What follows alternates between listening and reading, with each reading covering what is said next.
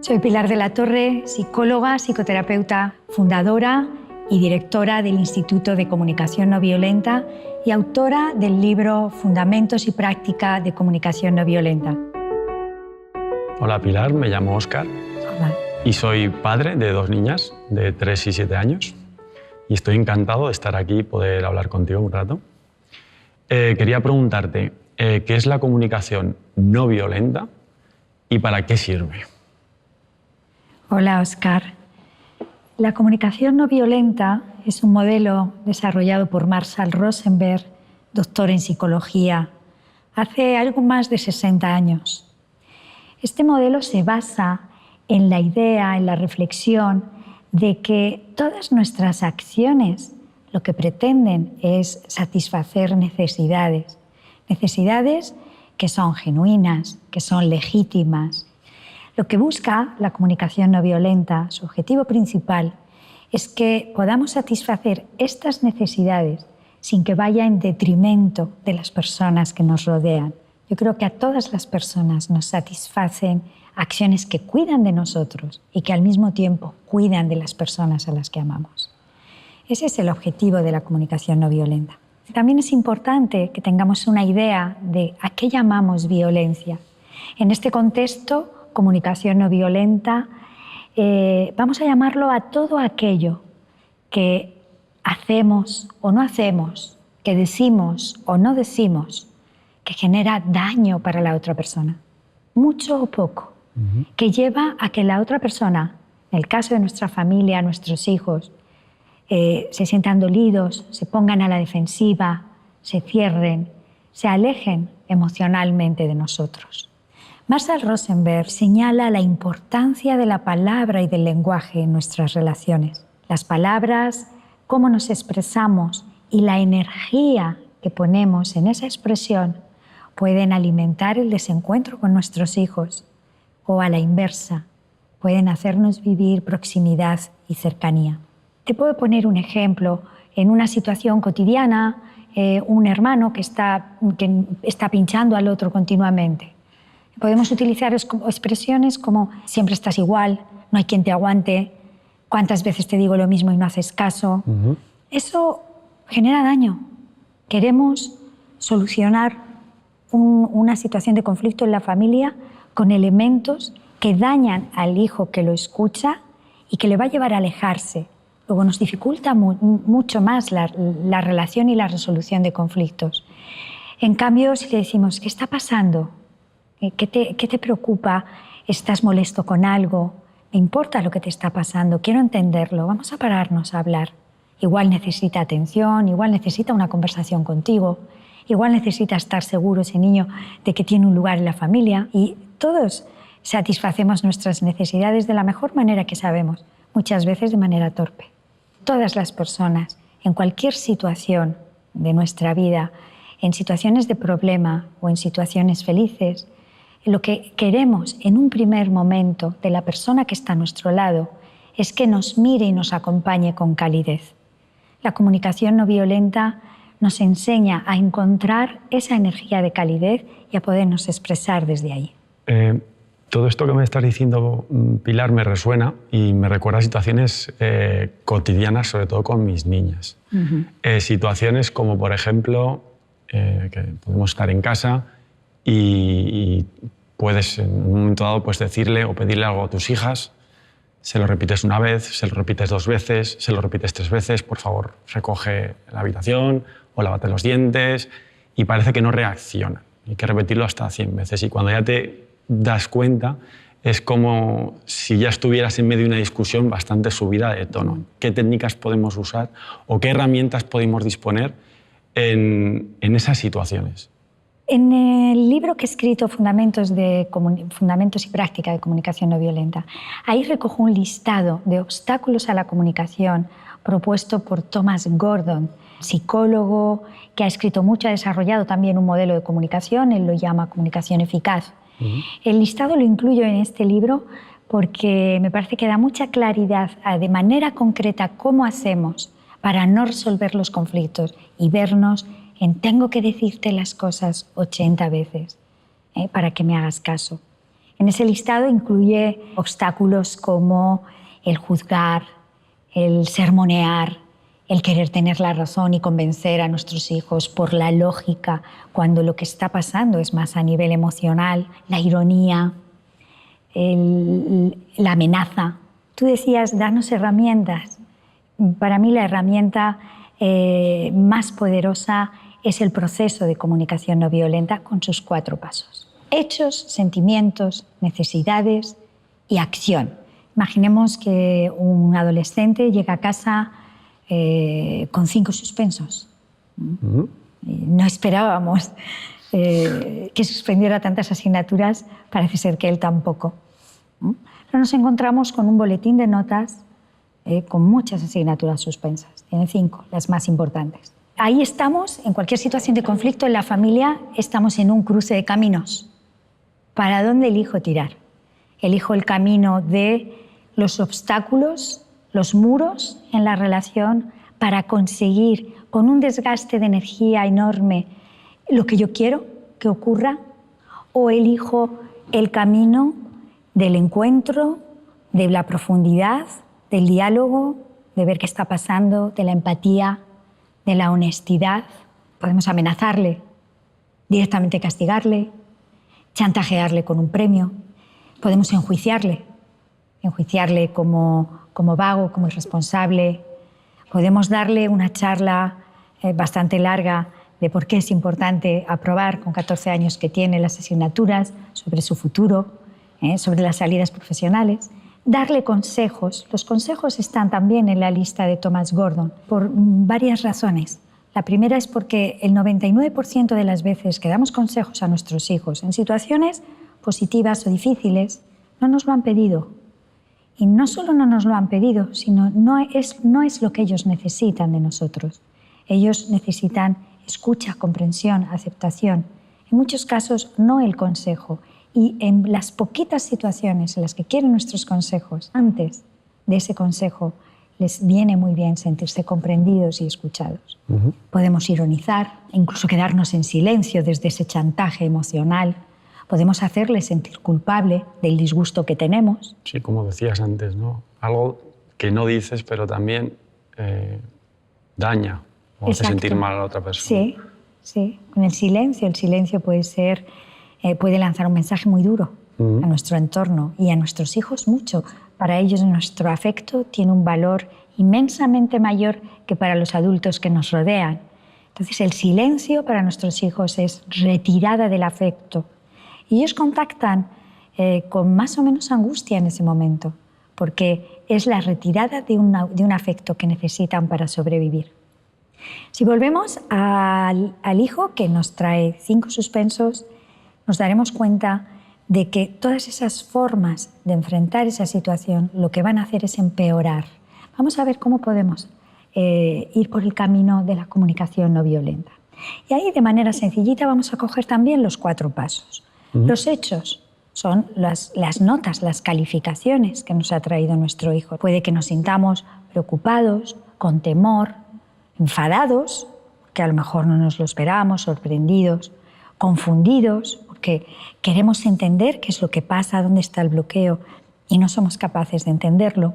Necesitamos comprensión mutua, poderle entender, que él entienda también que para nosotros es una preocupación. Podemos necesitar tranquilidad, no estar siempre pendiente de si estudia, de si no estudia. Podemos necesitar también cercanía con él, porque nos duele este desencuentro que puede haber en la relación. Y ahí bajamos, digo bajar porque es lineal este proceso, el 4.º escalón, ¿qué acciones y qué voy a pedir para cuidar de manera eficaz de estas necesidades? Voy a ir desde el diálogo, voy a tratar de profundizar en su dificultad, voy a tratar de descubrir junto con él o con ella cuáles son sus necesidades, porque sé que si llego a la raíz de sus necesidades, ahí tengo la clave para iniciar un proceso de desbloqueo de esta situación. Tiene 14 años. Sé que si voy por la confrontación, posiblemente la relación pague un precio caro, por la edad y por las circunstancias. No quiero correrlo, sé que me quiero agarrar a un diálogo sincero y honesto. Las acciones que voy a desarrollar, por un lado, es estar atenta a no perder la confianza. ¿Cómo se siente él? Luego lo voy a chequear con él. Que se siente agobiado, estará triste, estará también confundido, confundida, de no entender qué le pasa para suspender, que necesita apoyo, necesita comprensión, necesita calidez, necesita paciencia y necesita sobre todo valoración. Porque creo que mi hijo o mi hija con 5 suspensos es muy fácil que crea que su entorno no le valora, y si cree que su entorno no le valora, él o ella tampoco se va a valorar, cosa que va en dirección contraria para que encuentre la motivación y el impulso para estudiar. La solución tiene que ser trabajar ahí, en recuperar su valía, en recuperar la idea de que él es inteligente o ella es tan inteligente como el resto de su clase, independientemente de las notas. Y podemos poquito a poco ir haciendo un trabajo para recuperar esa autoestima respecto a la inteligencia. A lo mejor es que le faltan conocimientos de base y está más perdido y no entiende nada. Ahí ya tengo el lugar para poner la solución. A lo mejor es que no encuentra ningún sentido a lo que estudia.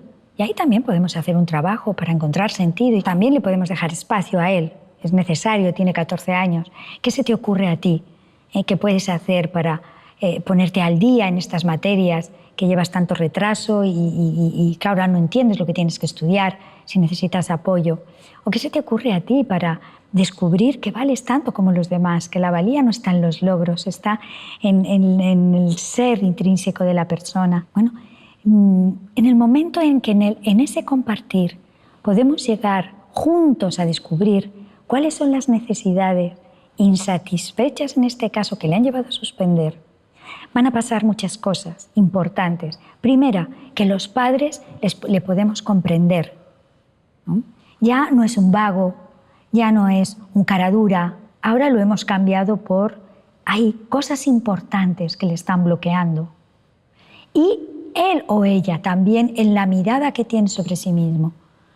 Algo me pasa para suspender, no es que sea tonto o tonta, no es que no valga, no es que sea un desastre, es que hay necesidades insatisfechas que me están bloqueando, que me están impidiendo centrarme para estudiar. Y juntos, en equipo, en la familia, vamos a poner atención ahí.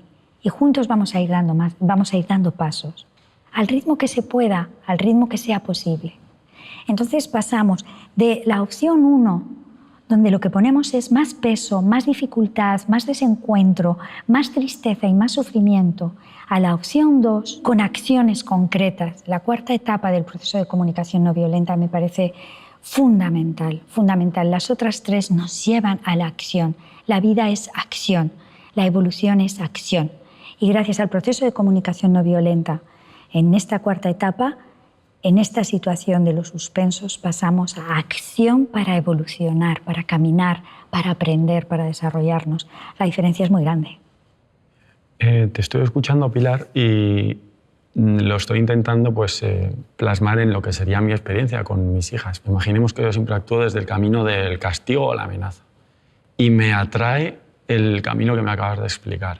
¿De dónde sacar herramientas para hacer todo eso que dices y volcarme en dar todo ese apoyo en pro de tener una conexión con mis hijas, en mi caso? ¿Puedo empezar de alguna manera, poquito a poco, para ya empezar a ver resultados? ¿O esto es un blanco y negro? No, en absoluto. En las relaciones pasa como con la alimentación. Tú puedes a lo largo del día comer cosas que no son muy nutritivas y cosas que son nutritivas. Y no porque hayas comido cosas no nutritivas quitan valor a lo nutritivo. En la comunicación pasa lo mismo. Podemos vivir situaciones de resolverlas como podemos. Somos humanos, Óscar. Yo no creo que haya nadie que resuelva todas las situaciones con los hijos, con el ritmo del día a día que tenemos en la actualidad, ni con personas de su entorno. No creo que haya nadie que resuelva todas estas situaciones desde el encuentro, desde el cuidado, desde la comprensión y desde la empatía. No lo creo. Con los hijos, este es un camino de por vida, no termina nunca, ¿no? Es trabajo, trabajo, trabajo y fruto, fruto, fruto.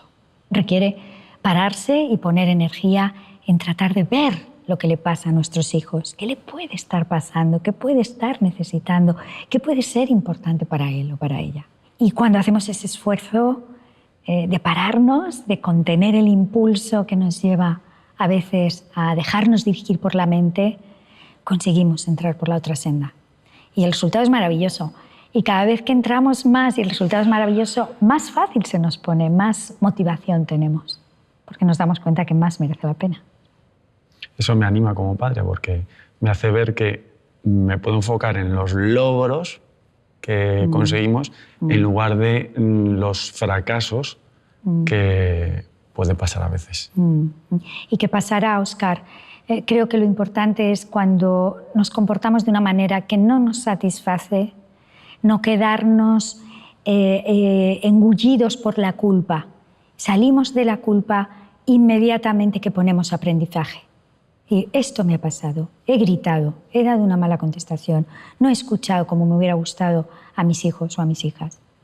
Aprendizaje. La próxima vez que esté preocupada, que esté cansada, para no llegar ahí, ¿qué acción concreta voy a poner? Hay una palabra clave que es acción concreta, agendada, que podamos evaluarla, saber si sí o si no. Y cuando de cualquier situación difícil que no nos satisfaga pasamos a una acción positiva, ahí la culpa se diluye y hay evolución. Y lo podemos compartir con nuestros hijos. Decir, mira lo que estoy haciendo para que no me vuelva a pasar. Y es un modelo, yo creo, muy bueno para ellos. Porque les enseñamos primero que no somos perfectos, segundo que somos honestos con nosotros mismos y con ellos, y tercero que ponemos fuerza para evolucionar y cuidarles más y mejor. Pilar, a veces los padres sentimos como que exigimos demasiado a nuestros hijos. ¿Cuánto debemos exigir eso o de qué manera? Está claro que los padres cuando exigen a los hijos lo hacen porque quieren lo mejor para ellos. Ahora bien, a nivel universal, a ninguna persona le sienta bien que le impongan las cosas, que le exijan, a ninguna edad. Y eso no es ninguna teoría, eso es la vivencia del ser humano por cómo está constituido su sistema emocional. Porque el ser humano viene desde que nace con una constitución emocional preparada para defender la libertad de elección. Y eso lleva al rechazo de la exigencia. Con esto es fácil entender que con la exigencia en muchas ocasiones pagamos un precio muy caro con nuestros hijos. Y nos vemos en una situación de no saber por dónde tirar, porque no queremos dejar de exigirles, porque queremos su bien, porque les amamos y al mismo tiempo vemos que los frutos que recogemos con la exigencia muchas veces son opuestos al que queremos recoger. También otra consecuencia de la exigencia es que desarrollamos un mecanismo de autoexigencia propia en nosotros mismos como padres y en nuestros hijos. La autoexigencia, cuando pasa de unos límites a donde lleva emocionalmente a nuestros hijos, es a un lugar de no soy suficientemente bueno, tengo que exigirme más y más y más. Y es una vida sin descanso. La alternativa a no exigir no es el caos, no es decir, bueno, como no te quiero exigir, como sé que la exigencia en muchas ocasiones tiene consecuencias negativas y es violencia, porque no respeta a la persona, no respeta la libertad de la persona, como no quiero exigirte, ahora haz lo que quieras. No, yo creo que tan mal es un camino como otro. El haz lo que quieras, el caos para los niños psicológicamente, emocionalmente, es de lo más inconfortable, porque el niño no se puede contener a sí mismo, no es capaz de poner los límites, necesita al adulto, que le cuida, que le dice por aquí sí, por aquí no, esto sí, esto no. La alternativa a la exigencia, el diálogo. La alternativa a la exigencia, límites, límites claros, ¿no? Estructurados, amorosos. Y cuando pasamos de una conexión de la conexión a la que nos lleva el diálogo, ¿qué necesitas tú? ¿Qué necesito yo? ¿Y qué podemos hacer juntos para cuidar de ambas necesidades? La exigencia ya no es necesaria y sí hay evolución y sí hay motivación, que es en el fondo lo que va buscando la exigencia. Y, por supuesto, en momentos determinados pondremos los límites que nosotros como padres o madres consideremos. Y desde acciones que permitan evolucionar en eso que estamos viviendo y unos límites que contengan, la exigencia deja de ser necesaria. Pilar, has estado hablando en tu última respuesta de los límites. Eso es un verdadero caballo de batalla, a nivel familiar y a nivel escolar. ¿Cómo podemos gestionarlos? ¿Cómo podemos los padres frente a nuestros hijos tener autoridad sin ser o parecer autoritarios? Óscar, lo primero que quiero aclarar es que la comunicación no violenta implica poner límites, que una relación con nuestros hijos, con cualquier persona que nos rodea, en la que no se ponen límites, antes o después es una comunicación violenta. Pero cuando no se ponen límites, hay las necesidades de alguna de las partes que no es respetada o cuidada. Y a veces se confunde la comunicación no violenta con no decir que no, con no poner límites que frustran. Y eso yo digo que al final es un merengue, es vacío, tiene una forma de cuidado que en el fondo no hay cuidado porque no se está respetando aquello que es importante para alguna de las partes. ¿Cómo podemos poner un límite de manera lo más suave posible, sabiendo que en mitad del proceso hay frustración? Lo primero que quiero aclarar es que los límites no los necesita la otra persona, esté en la situación que esté. Los límites son acciones que nosotros elegimos poner para cuidar de una necesidad nuestra. Pongo el ejemplo de un niño pequeño que va a meter los dedos en el enchufe. Ese niño no necesita que le ponga un límite para no meter el dedo en el enchufe. El límite lo necesito yo, como padre o como madre, para estar segura de que cuido de él, de su integridad física. El niño pequeño que va a meter los dedos en el enchufe, ¿cuál es su necesidad? De descubrir, de experimentar, de aprender, de divertirse. Esas son sus necesidades. Si yo pongo el límite, es decir, no te acercas a ese enchufe que es peligroso, para cuidar de algo mío, y al mismo tiempo veo sus necesidades y busco otras maneras de cuidar de sus necesidades, ese niño va a estar frustrado porque quiere tocar el enchufe y no le dejo. Le pongo un límite firme, incuestionable. No metes los dedos en el enchufe, no te voy a dejar. Ahora, si quieres explorar, ¿por qué no? Coges una caja de cosas que no tengan peligro, que sea un descubrimiento para él o para ella, o le dejo que investigue y que aprenda y que se divierta o que estimule sus manos de otra manera. Le puedo proponer. Y puede que desde su frustración acepte mi propuesta o no. En cualquier caso, aunque no la acepte, le está llegando mi interés y mi deseo de cuidar. Y eso ya hace una diferencia importante a la hora de poner límites. Imaginemos que uno de nuestros hijos quiere irse a jugar y tiene un examen mañana. Nosotros sabemos que tiene un examen mañana. Está claro que dentro de mí tengo una necesidad de cuidar de él, de favorecer que no coja retraso en el estudio, para que los estudios le vaya lo mejor posible. Y teniendo esta necesidad de aportar como madre ahí en sus estudios y en su organización de vida, tengo claro que hay un límite y es que no baja al parque a jugar. ¿Cómo voy a poner este límite a este hijo o a esta hija? De la manera más empática posible. En primer lugar, ver sus necesidades. ¿Qué necesita mi hijo o mi hija cuando quiere bajar al parque? Compartir con sus amigos. A lo mejor les quiere contar cosas, a lo mejor quiere que le cuenten cosas, a lo mejor se lo quiere pasar bien porque son amigos que aprecia un montón y que se lo pasa genial. Al mismo tiempo tiene el examen mañana. Yo voy a tener en cuenta sus necesidades y voy a poner el límite. Y le puedo decir, mira, entiendo que quieres bajar al parque, a estar con tus amigos, porque quieres verles, porque quieres pasar un rato con ellos y eso es importante para ti.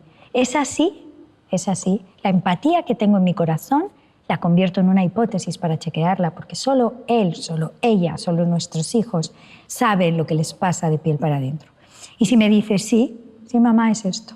Bueno, pues lo entiendo, hijo, entiendo que quieras que esto sea importante para ti. Y luego hay una palabra que yo digo que en comunicación es mágica, que es la palabra al mismo tiempo, eliminando el pero. El pero resta, el al mismo tiempo suma. El pero anula, barre lo anterior, y el al mismo tiempo incluye. Al mismo tiempo, hijo, yo estoy preocupada porque tienes examen mañana. Y yo como madre me importa mucho que no cojas retraso en tus estudios y no voy a permitir que bajes al parque ahora.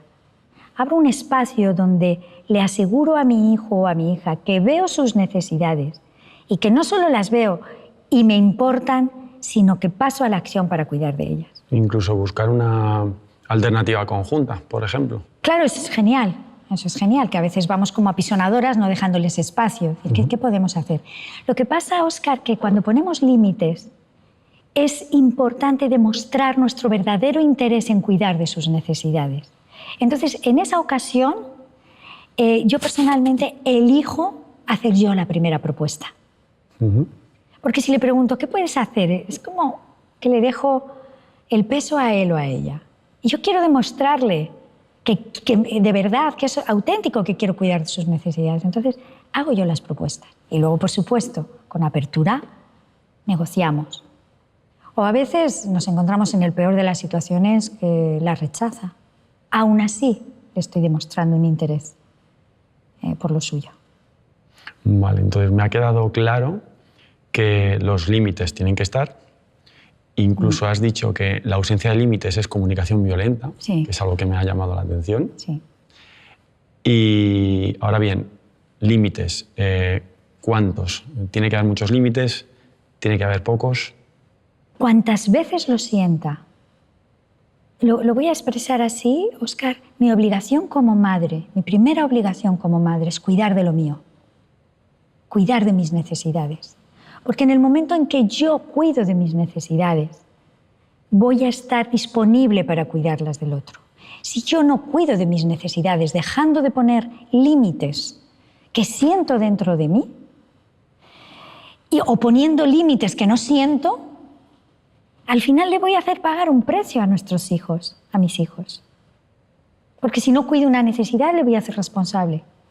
Y si pongo límites que no me convienen, va a pasar factura a la relación también. ¿Cómo hacemos para enseñarles a nuestros hijos que ellos también sean capaces de poner sus límites en cuanto a sus relaciones con los demás y con el entorno? Queremos que nuestros hijos aprendan a poner límites a sus amigos, a cualquier persona de su entorno. Para ti, ¿sientes que es un límite el no ir a casa de este amigo? ¿Que prefieres quedarte en casa? Si es así, lo vas a hacer desde el cuidado de tu necesidad de consideración, desde el cuidado de tu necesidad de libertad de elegir. Al mismo tiempo, puedes poner este límite a tu amigo teniendo en cuenta y siendo empático con él. Y también viendo si hay alguna otra manera de la que puedes cuidar de él. Y no voy a tu casa porque quiero quedarme en casa tranquilo, porque esto a mí no me conviene, o porque no me siento bien jugando con esta otra persona. Ahora, si quieres que pasemos tiempo juntos, podemos quedar en el recreo o podemos quedar en otro tipo de actividad.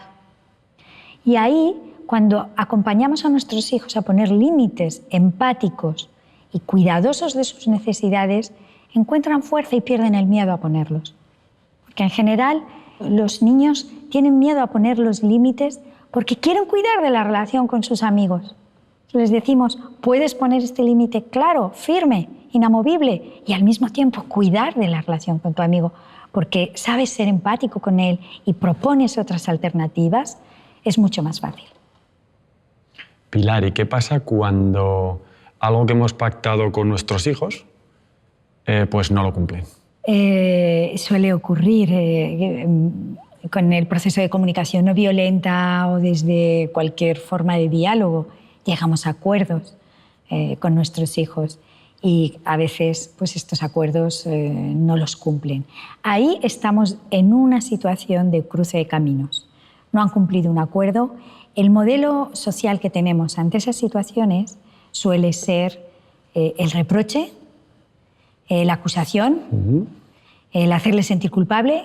Habíamos quedado en esto y no lo has cumplido, el juicio, eres un irresponsable, no se puede confiar en ti. ¿No? Palabras muy duras, a veces las podemos manejar en situaciones en las que un acuerdo importante o no importante se deja de cumplir. Cuando en definitiva, ¿qué ocurre con el tema de los acuerdos? Muchas veces, Óscar, estarás de acuerdo conmigo que los padres en los acuerdos los forzamos un poquito desde ese chantaje emocional. Proponemos los acuerdos. Nosotros, ¿qué os parece, chicos, si hacemos los deberes el viernes por la tarde y así tenemos todo el fin de semana libre para jugar y divertirnos? Al principio, si somos nosotros los que proponemos ese acuerdo, es porque nos interesa a nosotros. Y está bien que nos interese a nosotros. Lo único que, sin darnos cuenta, lo forzamos. Y sin darnos cuenta, no chequeamos y no nos aseguramos al 100% de que esa acción es cuidadosa de las necesidades de ellos. Entonces nuestros hijos nos quieren que estemos contentos con ellos y nos dicen, sí, mamá, de acuerdo, hacemos los deberes el viernes. Llega un viernes y se termina el viernes y los deberes no los han hecho porque no les apetece, porque tienen otros planes, por lo que sea. Al viernes siguiente lo mismo. El tercero ya puede que esté en zona roja, de que si no me paro me voy a ir a culparles o a reprocharles. Y si miramos en profundidad, cuando un acuerdo no se respeta, ¿qué es lo que ocurre? Que alguna necesidad de la que no hemos sido conscientes cuando fijamos ese acuerdo no está siendo cuidada. ¿Qué está pasando a nivel de necesidades para que ellos no tengan ganas de hacer los deberes los viernes? A lo mejor no hemos tenido en cuenta una necesidad de descanso, de evasión. Llevan toda la semana trabajando, el viernes también colegio. A lo mejor el viernes por la tarde necesitan desconectar, pasar a otra actividad, a olvidarse del tema de deberes para hacerlo otro día. Y cuando propusimos esto solo desde el punto de vista de los padres, no tuvimos en cuenta esa necesidad. Tenemos dos alternativas. Cuando no se respeta un acuerdo, utilizar esa falta de respeto del acuerdo para alimentar desencuentro y confrontación, o a partir de un acuerdo que no es respetado, llegar pasando por explorar qué necesidades se han quedado en el camino a un nuevo acuerdo diferente y enriquecido, porque este nuevo acuerdo cuida de más necesidades que el anterior. Pilar, a veces nos cuesta decir que no a los adultos y a los niños incluso todavía más. ¿Cómo podemos facilitar o enseñar a que nuestros niños puedan gestionar ese decir no cuando hay que decir no? Muy interesante, Óscar, tu pregunta, porque si nos fijamos nos damos cuenta de que en la vida cotidiana de la familia la palabra no, desde que empiezan a gatear hasta que se independizan, está muy presente en ambas direcciones. Si a la hora de decir un no, antes de mencionar esa palabra, de nuevo me paro, yo creo que es la clave de cuidado en las relaciones, pararnos. Me paro y digo, vale, este no, ¿en base a qué necesidad lo voy a expresar? Y hago este juego. En lugar de decir que no, voy a decir a qué digo que sí cuando quiero decir no. Imagínate que uno de nuestros hijos falta una hora para comer y quiere comer fuera de hora. Yo tengo claro, lo primero que me sale es no se come fuera de horas. Vamos a comer dentro de media hora y ya no comes. Esa es una opción. Otra opción es decir, bueno, voy a ver si puedo este no, que no tenga esta carga. ¿Por qué le quiero decir que no come entre horas a mi hijo o a mi hija? Porque me importa que se respeten los horarios, porque me importa que se coma todo lo que se pone en la mesa, porque me importa que haya una buena relación con la comida. Por eso voy a decir que no. Al mismo tiempo, entiendo que si él quiere comer entre horas, él o ella, pues tiene hambre. Ahí ya tengo ingredientes para que el no caiga como una pata de elefante y sea un no cuidadoso. Puedo decirle, mira hijo, sé que tienes hambre, ¿eh? Y quieres comer y quieres picar algo y te cuesta esperar a la hora de comer.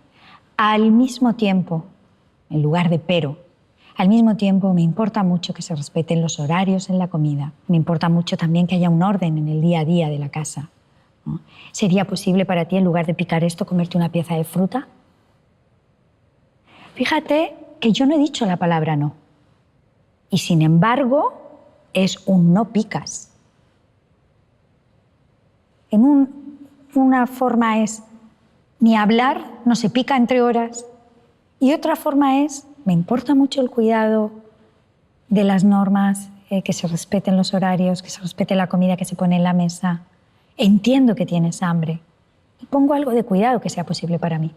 A lo mejor una pieza de fruta, o simplemente no propongo y le digo, bueno, sé que es difícil para ti, falta media hora, si quieres adelantamos un poquito la hora de la comida.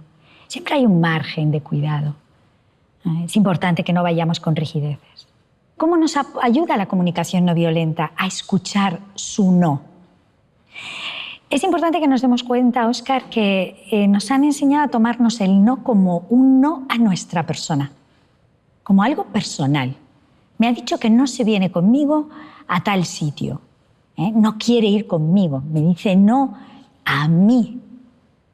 Y eso duele, hace daño y la mayor parte de las veces, por no decir todas, no es real. Para confirmar esto, recordar las situaciones en las que en tu vida, da igual a quién hayas dicho que no. A ver si encuentras una sola a la que le hayas dicho que no a la persona. Te digo que no a ti. Has dicho que no a su acción, has dicho que no a su propuesta, has dicho que no al planteamiento que hay en esa situación. Y si nuestros hijos nos dicen que no y sin darnos cuenta nos lo tomamos como algo personal, vamos a reaccionar en consecuencia. Luego vamos a hacer crecer la tensión, el conflicto y el desencuentro. Muy fácil. Decir, espera, me ha dicho que no. ¿A qué está diciendo que sí mi hijo o mi hija cuando me dice que no? ¿A qué está diciendo que sí cuando me dice que no se quiere lavar los dientes? A lo mejor está diciendo que sí a una necesidad de afirmarse, de elegir.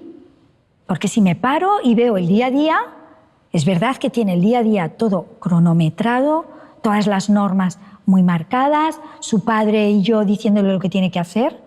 Si yo veo que está diciendo que sí a eso, inmediatamente dejo de poner el foco en que se lave o no los dientes, pongo el foco donde está la raíz de su no, y en el momento en que en la vida familiar hay acciones concretas para cuidar de su autonomía, de su libertad, de su necesidad de afirmación, de su necesidad de reconocimiento de la edad que tiene, por sentido común llegará un momento en que no necesitará oponerse para lavarse los dientes.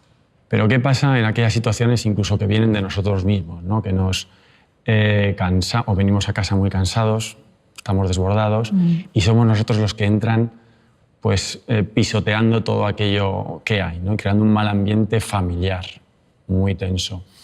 ¿Hay alternativa a partir de ahí? ¿Hay punto de retorno echando mano o uso de la comunicación no violenta? Cuando nos vemos en esas situaciones, el camino es la honestidad. El camino que funciona es la honestidad, la sinceridad, la transparencia. Si nos paramos un momento y nos damos cuenta de que por cansancio, por agotamiento, por el estrés que tenemos del día a día, hemos llegado a casa y hemos estado tensos con todo el mundo, no hemos escuchado, no hemos compartido, estamos de una manera que no nos satisface en absoluto, ¿no? Y ha pasado ya tiempo. En el momento en el que nos damos cuenta, podemos pararnos y ser honestos. Decir, mira, me doy cuenta de esto. Os pido disculpas. Es mi cansancio, es mi estrés. No tenéis nada que ver en mi mal humor. Y, de nuevo, pasar a una acción. que me permita evolucionar. Y luego, también es nuestra responsabilidad como adultos, como padres, el decir, ¿cómo voy a hacer con mi estrés? ¿Cómo voy a hacer con mi cansancio? Para no penalizar a mi familia, para no penalizar a mis hijos. Y ahí, de nuevo, acción concreta, Óscar. Porque muchas veces somos conscientes de lo que nos pasa y ahí nos quedamos. Estoy de mal humor en mi casa, no me aguanto ni yo porque estoy súper estresada o cansada. Sí, y eso, ser consciente de eso, ¿de qué nos sirve? Pasamos a la acción. A lo mejor es llegar a casa y aunque tenga que hacer 1000 cosas, no hacerlas y sentarme un rato. A lo mejor es acostarme antes. A lo mejor es tomarme un día libre. Si yo no cuido de algo que es importante para mí, ¿a quién le voy a pasar la factura de eso? Va a ser a mi familia. ¿Cómo podemos ayudar a nuestros hijos a que se muevan entre los conflictos, que son al final parte de nuestra vida normal y están en todos los lugares? Me gusta mucho que veas el conflicto así como parte de nuestra vida, porque lo que nos han enseñado acerca del conflicto es que el conflicto es malo, que una buena relación es aquella en la que no hay conflicto. Y luego vemos la realidad y nos damos cuenta de que no hay 2 personas iguales. Y en el momento en que hay diferencias, va a haber desajustes. Y ese desajuste va a llevar a un desencuentro. Y a veces el desencuentro se convierte en conflicto. ¿Qué ha ocurrido? Que no nos han enseñado a resolver el conflicto más que de 2 maneras, que es como lo resuelven los animales, atacando o huyendo. Y eso sí es dañino. La comunicación no violenta nos da un proceso que nos permite, de manera real, convertir el conflicto en una situación de más encuentro que antes, porque hay un nuevo ajuste, fruto del conflicto que hemos tenido. Imaginemos que uno de nuestros hijos tiene la habitación completamente desordenada y tenemos visita en casa. Nos gustaría que esa habitación estuviese ordenada. Puedo ir por la acusación, el reproche, el chantaje, el castigo o el premio. Si ordenas tu habitación, te doy X. Hay una consecuencia que utilizo para manipular la situación y conseguir lo que yo quiero. Esa es una vía. Otra vía es, vale, ¿cuál es mi necesidad? De que la casa esté ordenada, de que esté acogedora para las personas que van a venir, para la visita. Si es un hijo nuestro, podemos contactar con una necesidad de contribuir, de aportarle en su organización de vida, en su estructura de vida. Esas son mis necesidades. Y si me paro antes de ir al diálogo, ¿cuáles son las necesidades de mi hijo o mi hija que tiene esa habitación desordenada? ¿No? Muchas veces nuestros hijos, el orden que quieren no tiene nada que ver con el nuestro. Bueno, pues vamos a buscar un tipo de orden que en su habitación cuide de su necesidad de autonomía, su necesidad de comprensión. No es que sea sucio, no es que sea un desordenado, sino que su vida y su mente, a lo mejor con 14, 15, 16 años, para nada está ni un ápice en ordenar los pantalones. Al mismo tiempo, para mí es importante que haya cierto orden. Vamos a ver cómo podemos hacer con lo tuyo y con lo mío. Y llegar a acuerdos, ver si los acuerdos se cumplen, si no se cumplen, volver al diálogo. Y no es fácil. Ahora, si lo planteamos como proceso, no como varita mágica, un proceso en el que hacemos equipo para cuidar de ambas necesidades, poquito a poco, al ritmo que sea posible del conflicto,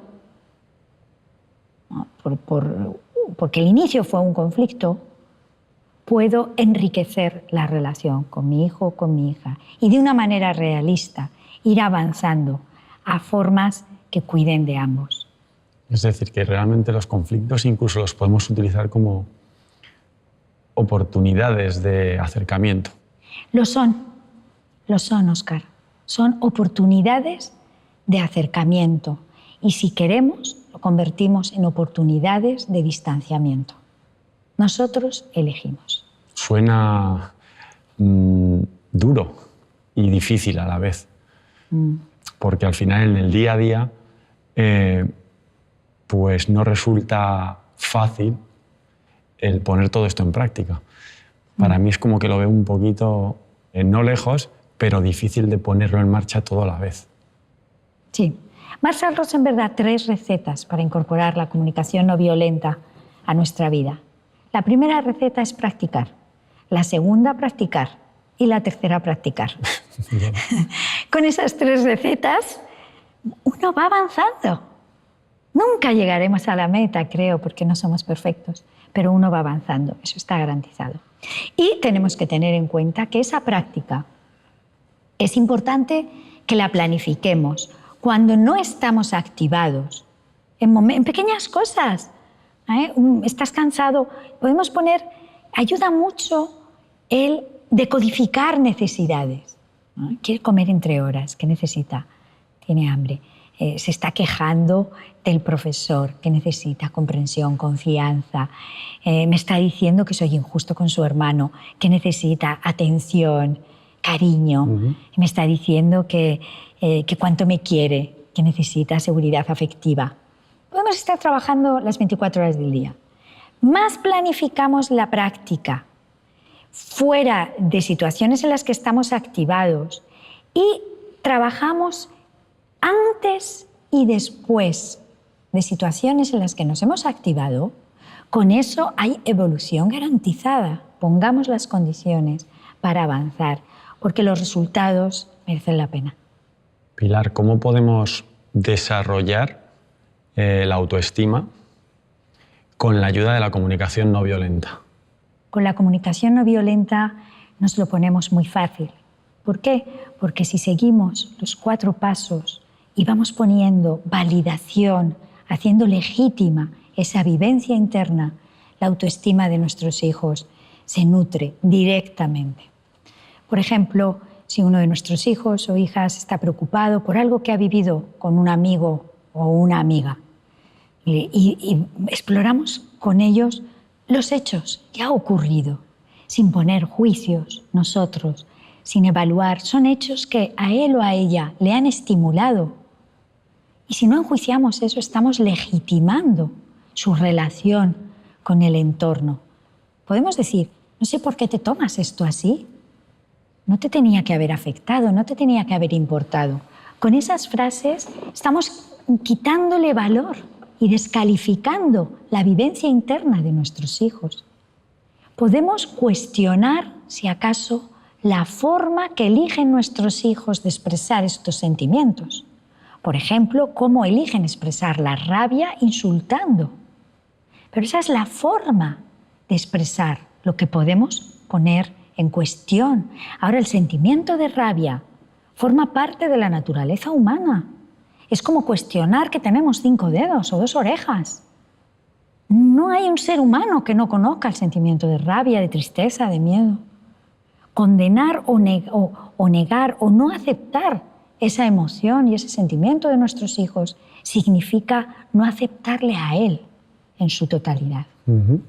Si vamos con la comunicación no violenta, reconociendo y acogiendo los hechos que le han estimulado, sus sentimientos, sean los que sean, y lo acepto, lo acojo, lo valido, lo legitimo, y veo sus necesidades, su necesidad de seguridad, su necesidad de confianza en él mismo y en los demás, su necesidad de cariño.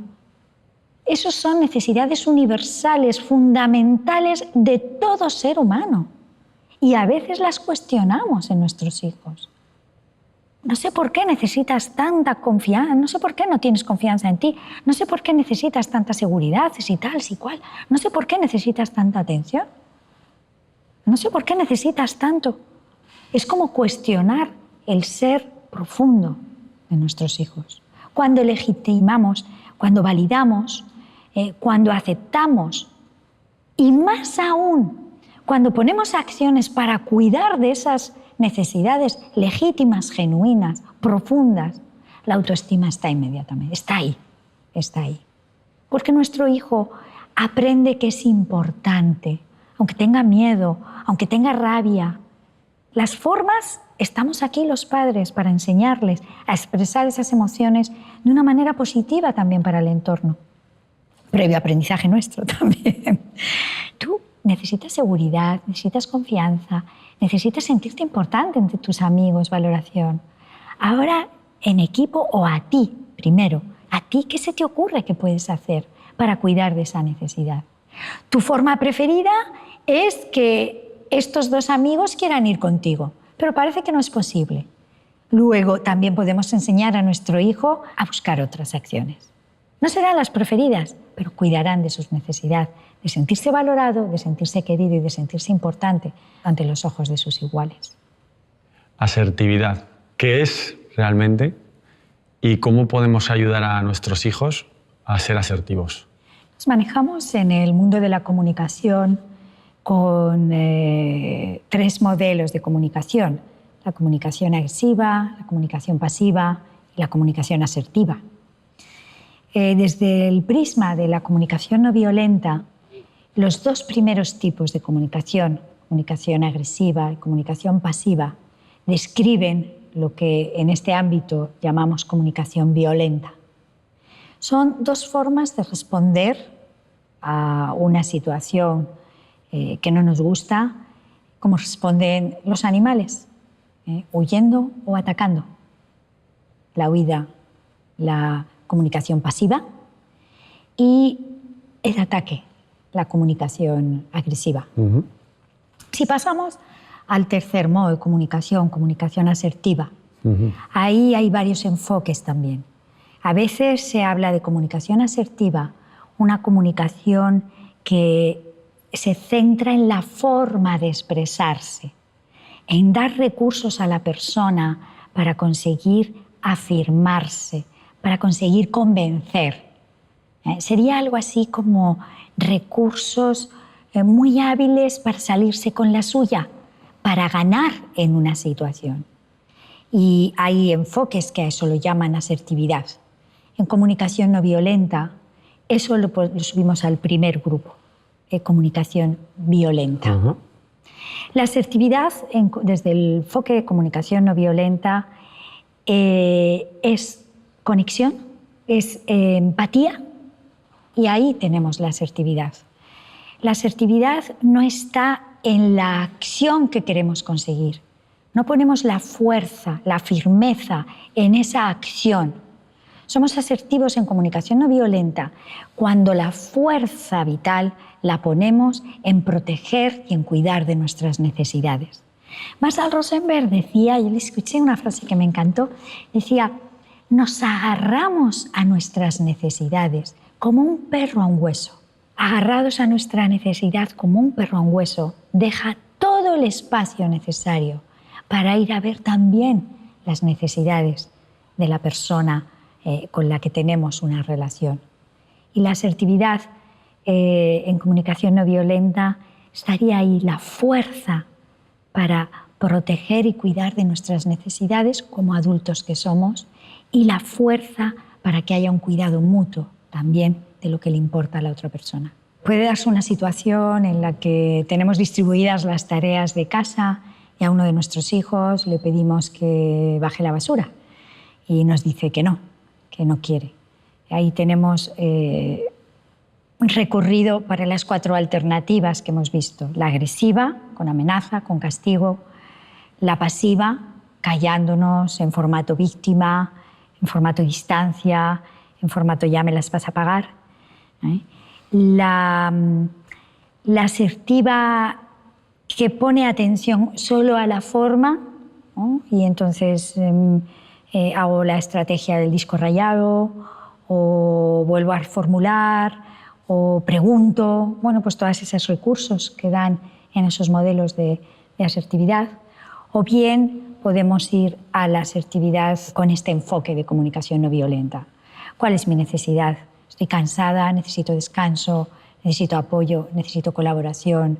Me da tranquilidad el que cada uno asuma sus responsabilidades y se respeten los acuerdos. Y decirle: mira, te he pedido que bajes la basura, me dices que no. Habíamos acordado esto. Te pido por favor que hoy bajes la basura y mañana vemos realmente qué normas de las que hemos visto en casa te convienen y cuáles no, para que tú sientas que eliges, que no hay imposición y que hay un reparto justo de todas las tareas. Para mí es muy importante que nos paremos a mirar una por una las que te corresponden a ti y las que corresponden al resto de la familia. Yo tengo una frase guía en la relación con mi hija, en la relación con jóvenes con los que trabajo, y que me ayuda enormemente y que la cojo así con mucha rapidez, que es conexión antes de educación. El modelo social educativo lo hace a la inversa. Bueno, es educación primero lo que se puede hacer, lo que no, lo correcto, lo incorrecto, y luego, si acaso, conexión. Que en el momento en que ponemos la educación antes de la conexión es muy difícil que llegue. En cambio, si pones el foco en la conexión antes de la educación, luego la educación fluye.